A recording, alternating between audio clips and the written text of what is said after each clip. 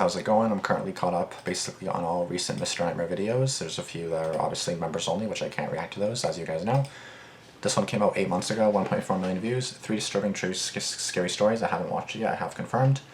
22 minutes and 7 seconds. So yeah, I haven't watched this one yet, so it's from several months ago. Starting. This one should be a good one. I'm excited. Anytime there's a Mr. Nightmare video, I'm excited. Even though it's 8 months old, I'm still excited for it, so this ought to be a good one. Okay guys, let's go.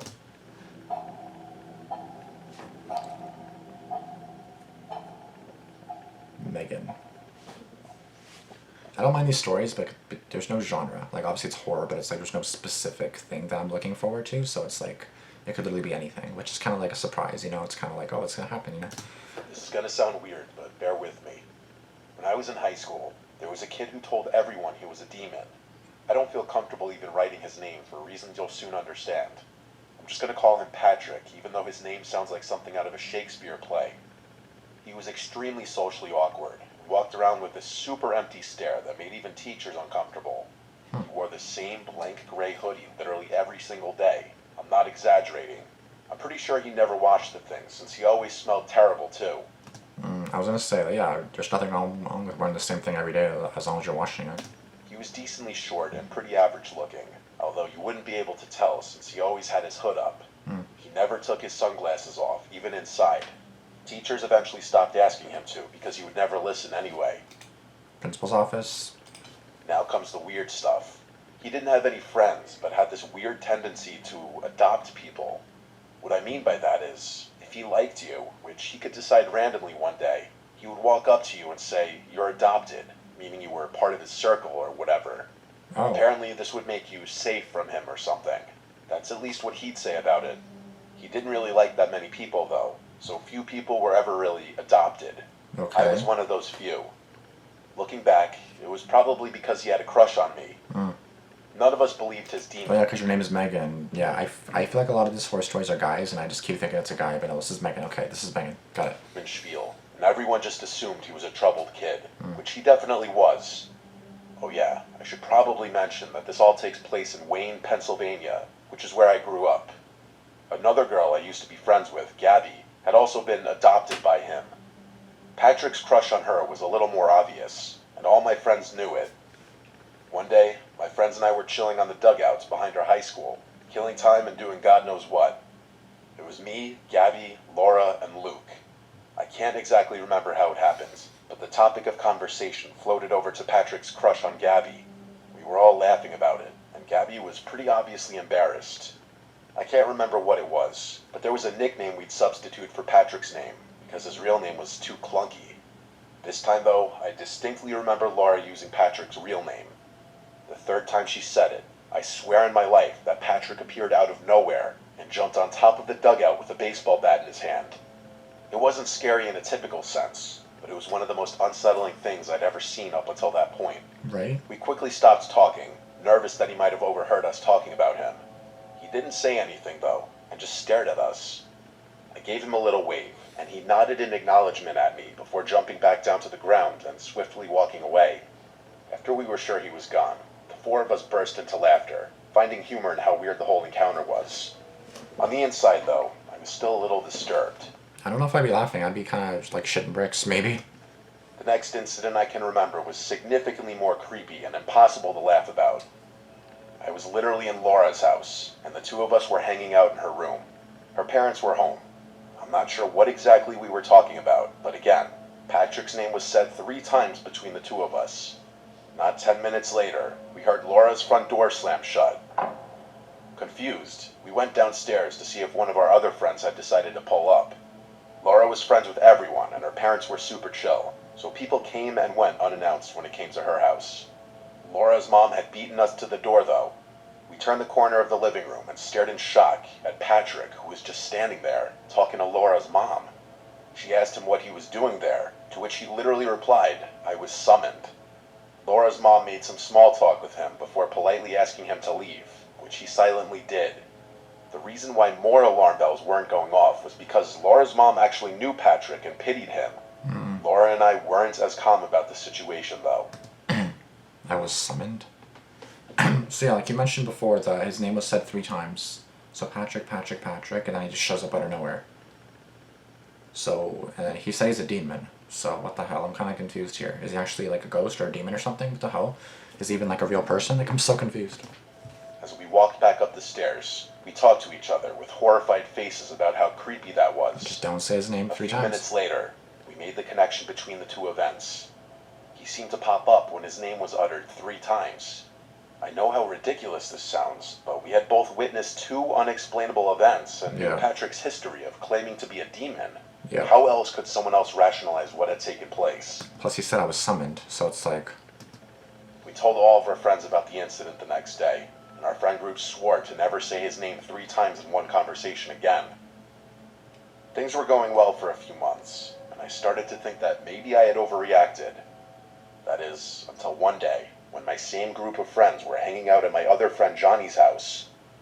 We were chilling on his back deck when the topic of conversation again found itself concerning Patrick. Despite all of our efforts to convince him, Johnny refused to believe what we told him about Patrick. Even after confirming the story with the entire group, he was Okay, well then just say Patrick's name 3 times and then he'll show up out of nowhere again. still skeptical. To display his disbelief, he jokingly used Patrick's name 3 times in the same sentence, to our dismay. When nothing happened, he grinned and told us we were stupid to believe something so ridiculous. As annoyed as I was, part of me was relieved that he hadn't shown up. I spoke too soon though, because a few minutes later, Patrick jumped over Johnny's backyard fence. Johnny noticed him first and stopped speaking mid-sentence. The rest of us followed suit and went dead silent, nervous about what Patrick might do this time. We watched as he stared at us for a few seconds before jumping back over the fence and disappearing out of sight.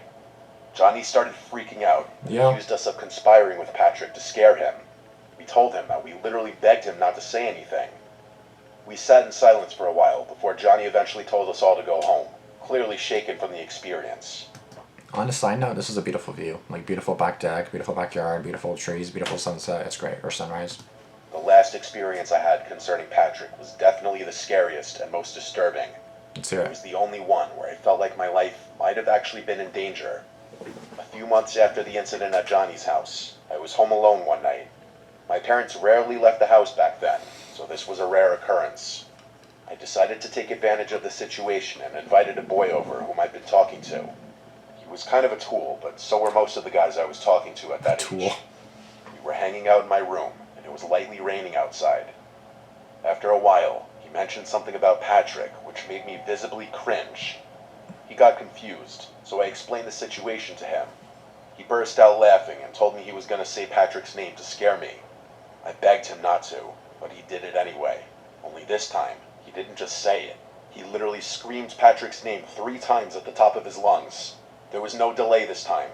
The moment he finished yelling, I could hear the rain instantly pick up outside. A few seconds later, there was a flash of lightning. I started to freak out.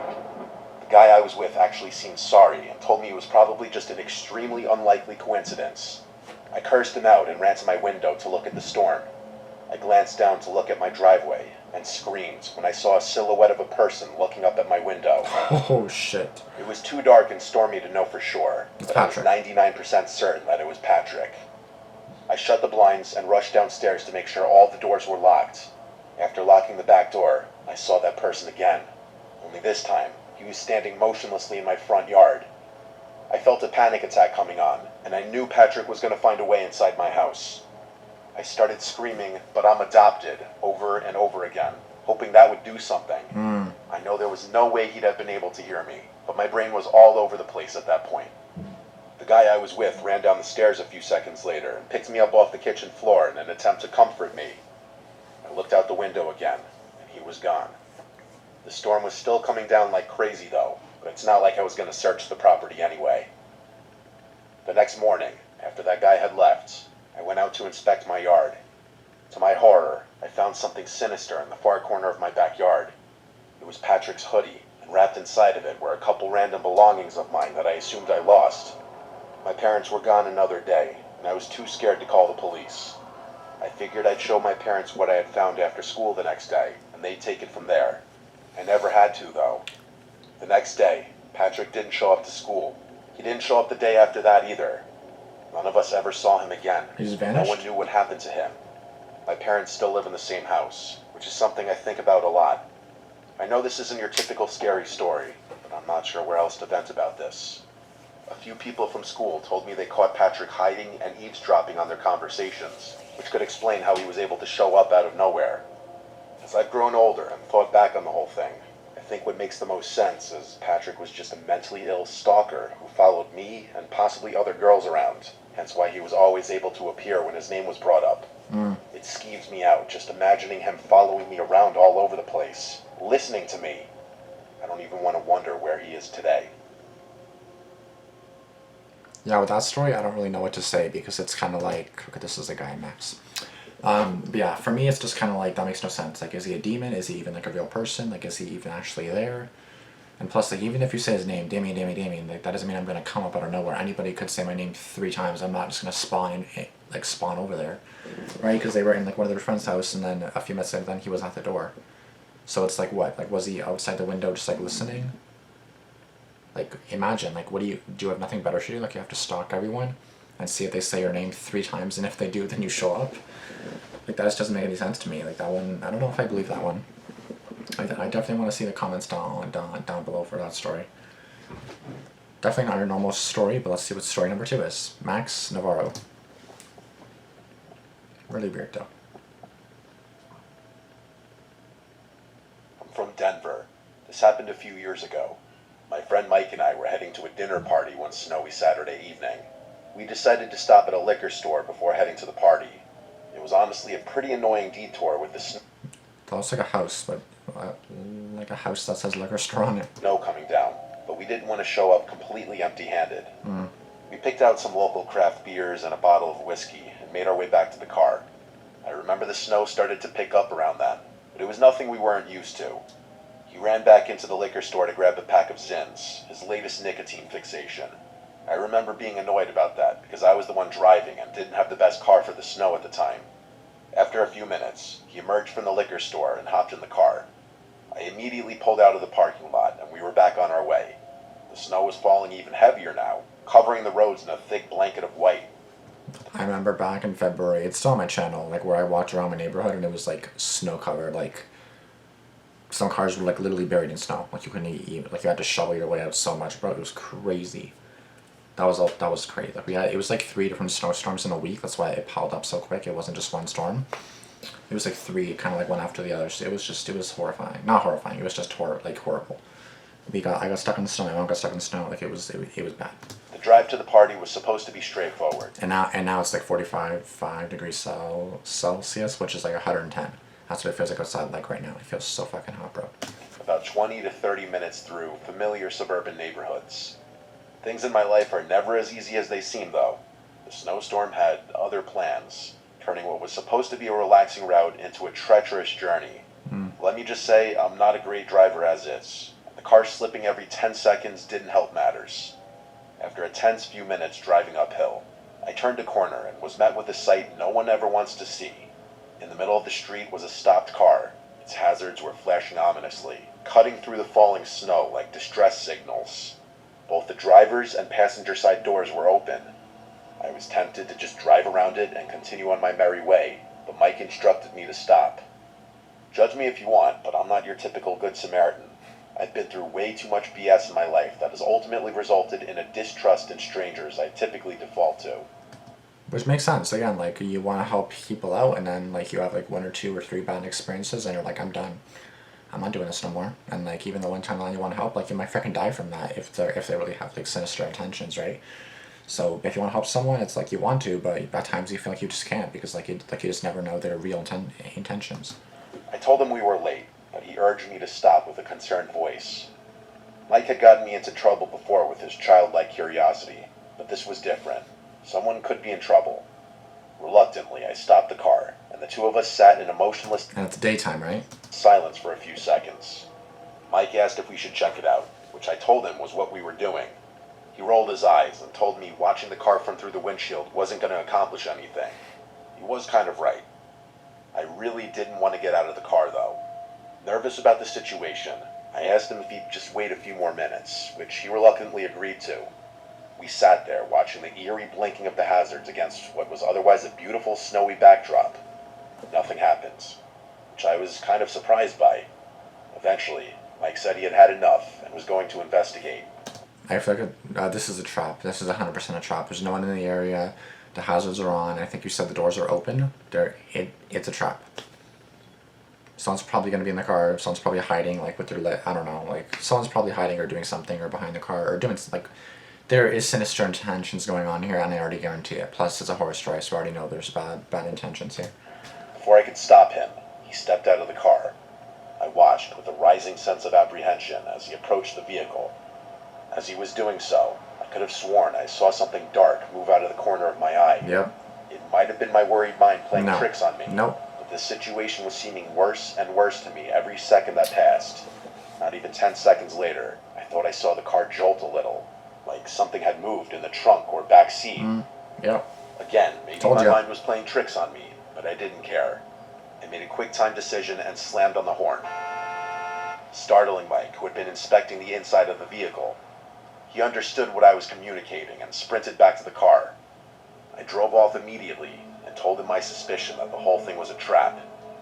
He was pretty annoyed when I told him I didn't have any actual proof, but I responded in a firm voice that I wasn't going to risk my life for someone who could easily call for help. Right. The rest of the drive was pretty tense, to be completely honest.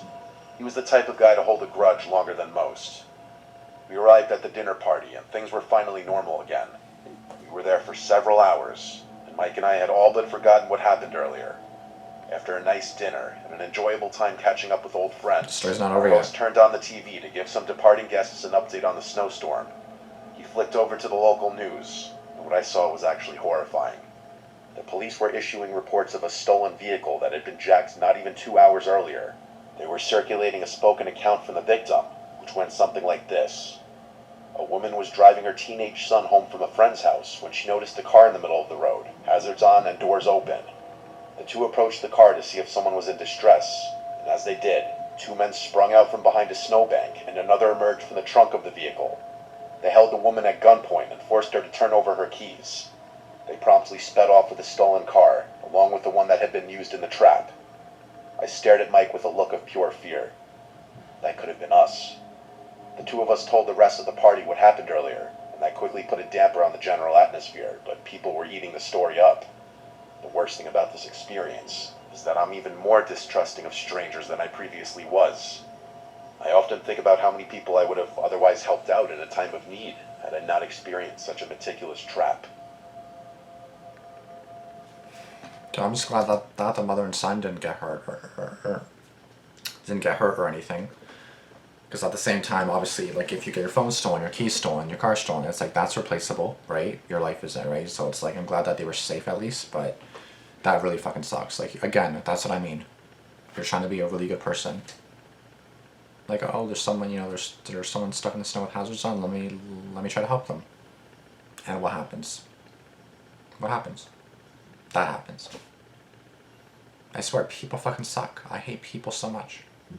They take advantage of that when someone's actually trying to be a good person, help. I hate people so much, bro. I literally hate them so much. Anonymous story, okay.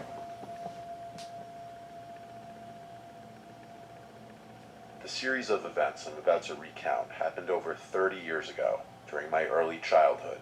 Wow. Forgive me if some details are shaky, but I'll try to remember as much as possible. Why does Mr. Damian sound sad now? This story happened 30 years ago.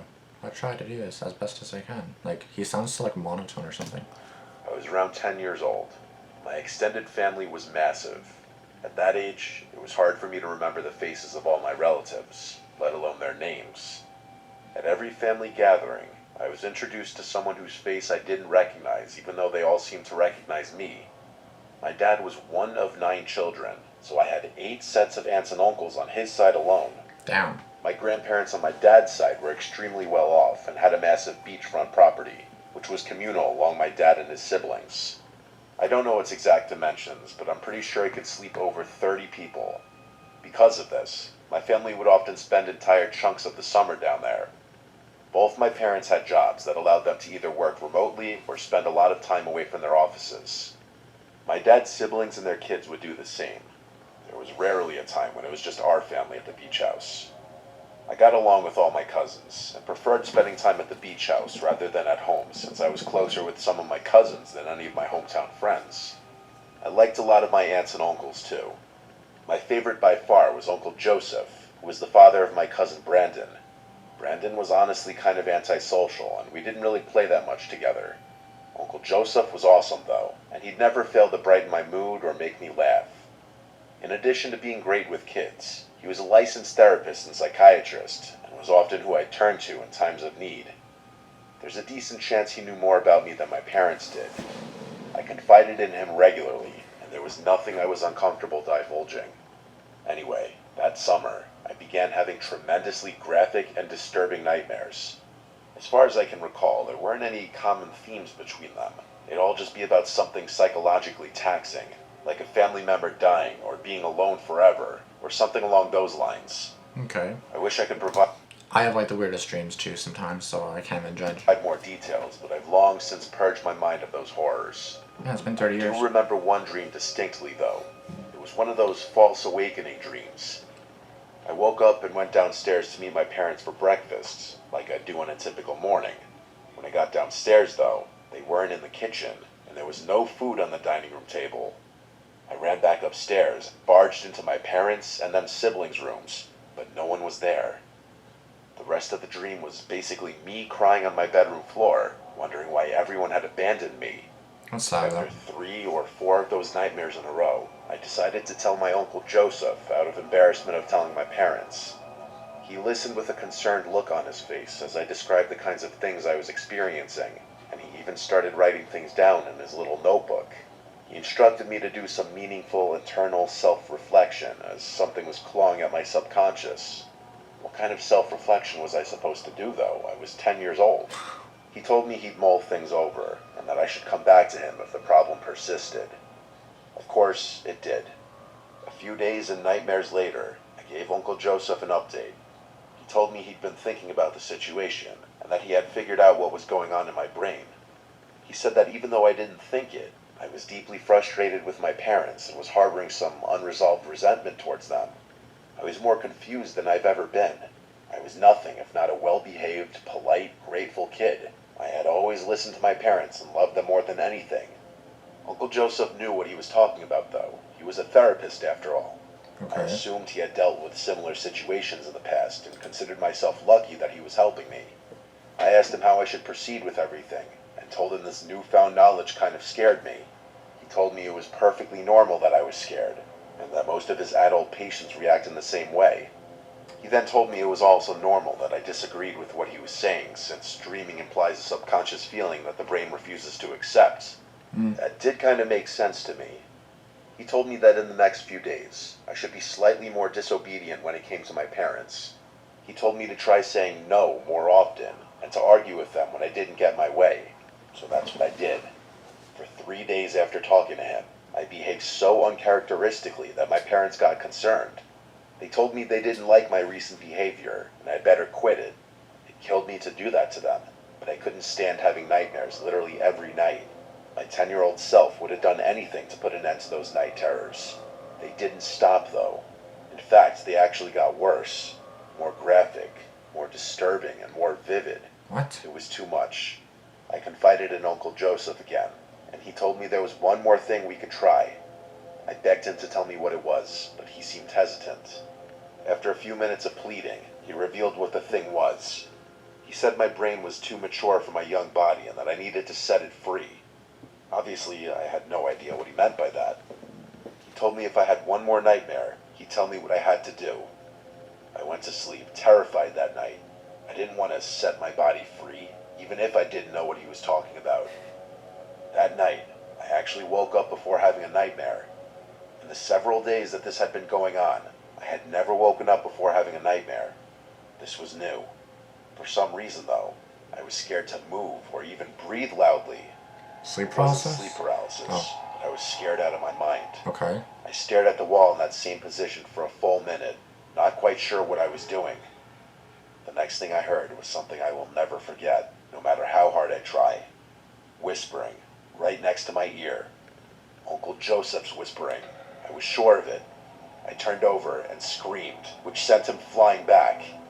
He quickly left the room and shut the door. I sat there in a cold sweat. Part of me thought I was still having a nightmare. What the hell? Instead of going back to sleep, I ran to my parents' room and told them everything. I told them about the nightmares, about Uncle Joseph, about everything. My dad didn't waste a second. He stormed into Uncle Joseph's room and confronted him.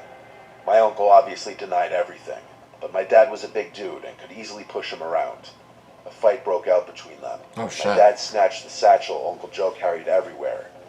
Uncle Joseph promptly gathered up his things and basically ran to his car. My dad started going through the satchel, and what he found was sickening. There were pages and pages of dream-related things, both handwritten notes and printed articles. Articles about inducing dreams, specifically nightmares. Personal notes about different techniques, previous data, and types of experiments. It was horrific. What? Uncle Joseph was eventually arrested, as the police found some even more suggestive things on his computer. I'm not going to go into full detail, but I'm sure you could piece together what they found based on Uncle Joseph wanting to set my body free. I never saw him again. I don't know what happened to him long term, since my parents never liked talking about the situation. That's a beautiful way. I'm sorry. Around me. Sometimes I kick myself for being so naive about the whole thing, but there's nothing I can do about that now. I mean, that was your uncle. Like, of course you're gonna, like, trust him and, you know. I love waves, bro. Honestly, this is just so relaxing to see. Like, I was just looking at that, like, ooh, like, damn. That was an interesting video. These were interesting stories for sure, to say the least. The last one was definitely kind of weird. So again, he's literally coming to his uncle for help, and then his uncle is basically some kind of like weirdo pervert. I don't know what the hell he was doing. To set his body free, he was in the kid's room when he slept. He was only 10 years old. They telling him to disobey us. Like, what the hell? I don't get it. Like, that was so weird. Alright then, comments. I wasn't going to risk my life for someone who could have easily called for help. One of the smartest things I've ever heard said on this channel. The kid wasn't naive at all. He had every right to trust and believe his uncle. Exactly. He was only 10 and didn't believe that if a member would have bad intentions for him. My heart goes out to that kid. When a friend called out Patrick's name at the top of his lungs, I couldn't help but laugh, because I suddenly envisioned SpongeBob screaming, Patrick, Patrick, Patrick. I don't watch SpongeBob, so I don't really get the... This sounds like a good video, bro. Mr. Nightmare 1 year ago, 3 horrifying true Edgar horror stories. I want to watch this one, bro. Save to watch later. I don't think I've watched that one yet, so... Patrick, Patrick, Patrick, I'm here. Great, could you watch the dog? I gotta run to my... I'm assuming this also is SpongeBob. Okay, cool, don't care. Third story gave me chills, and Uncle was so freaking weird. Exactly. Like, what the hell? Like, why didn't he help him? Like, why was he... I've never heard of someone, let alone a relative, who's a therapist, made up like a kid using dreams to encourage him to do stuff he wouldn't be comfortable doing just to make it go away. Yeah, that's so creepy and messed up, bro. Kid in the first story had a super empty stare that made everyone uncomfortable, but also never took off his sunglasses. That doesn't really add. That is true. That is true. You wouldn't see his eyes if he has sunglasses on, so I did not clue that in, to be honest. My favorite are the ones that don't have a theme. It's more suspenseful that way. Yeah, like I get it, but it's like I want to know what I'm going into, right? I don't know if it's going to be boring or you're not sure what's going to happen. That's true. Last story made me so sad. That was very disturbing. Been listening to my for years, and the story takes that story takes the cake. This was a good one. I feel so bad for him. Like, he's literally like genuinely like looking for help from somebody, from an uncle, and then he has like bad, sinister intentions. It's like. It's like something out of a psychological horror movie. I hope Uncle Joseph rots in jail. I didn't find it really scary. Just, yeah, it wasn't scary. It was just like psychologically, you know, like that was fucked up. I know my cousin Brandon had to go through, especially since he was apparently antisocial, disgusting. Uncle Joseph had nefarious plans. Socially awkward for a reason. Damn. People are just fucked up. Like, every time I watch horror stories, I just never... It never fails to amaze me how fucked up people are and how bad people are. Again, some are great, some are not so great, you know what I mean? So please be careful who you're around, and obviously if it's family, you can't really escape that, but... I mean, you could just cut yourself off from them, but I don't know. Anyways, thank you guys so much for watching. If you guys enjoyed the video, be sure to give it a like, comment down below, be sure to subscribe, turn on post notifications, and I'll see you guys in the next video. Deuces.